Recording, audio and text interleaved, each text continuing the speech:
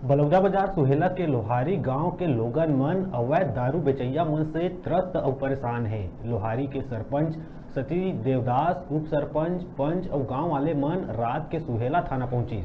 सरपंच के कहना है कि अवैध दारू बेचैया मन के हौसला बुलंद है, तेकरे सेती गांव में अशांति और भय के माहौल है।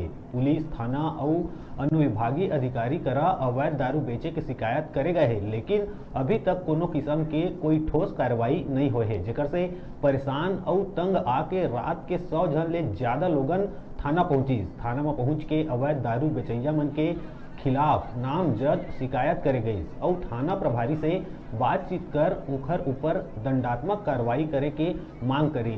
एति मंगलवार बिहनिया ले गांव के महिला और पुरुष मन एक साथ मिल के गांव के पंच और सरपंच संग अवैध दारू बेचैया मन के खिलाफ मुहिम छेड़ दी और डबरी तरिया करा अतिक्रमण कर अवैध रूप से बनाए दुकान ला तोड़ दिए गई।